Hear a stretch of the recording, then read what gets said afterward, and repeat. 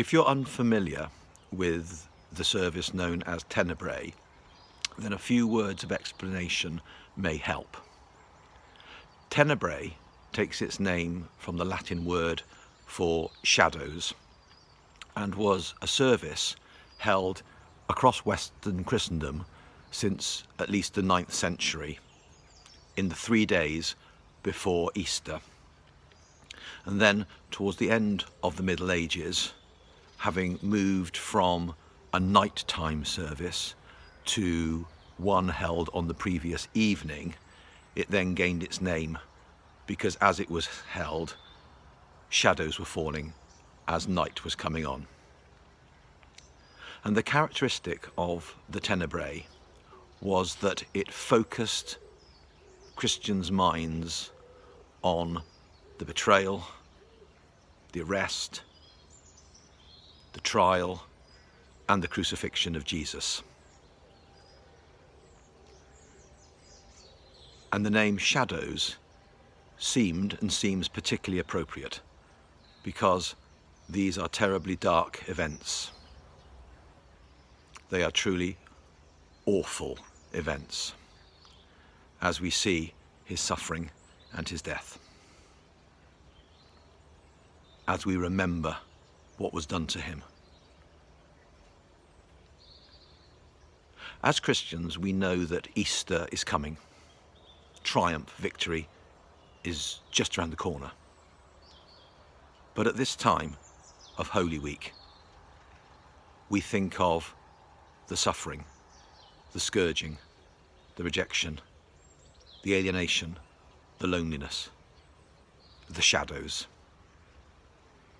And we remember that Jesus did this for us.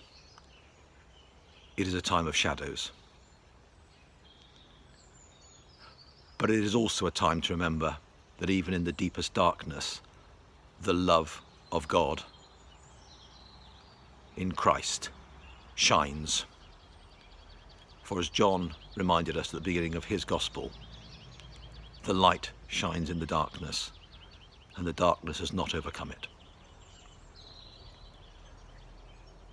There is an old Easter hymn with the title, "My Song is Love Unknown." And whilst I'm very fond of that hymn, there's one line in it that always jars with me. And that's this one. "Yet cheerful he to suffering goes." No one went cheerfully to be crucified.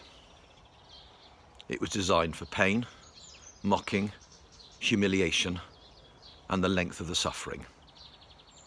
And in Gethsemane, in a garden, so it's fitting that we're thinking about this in a garden here now, Jesus pleaded with God that it might be possible that he might not have to go through this. And yet he submitted himself to the will of God. He disciplined himself to face it and to go through it, to save us, to rescue us from the sin and alienation that we as human beings find ourselves in.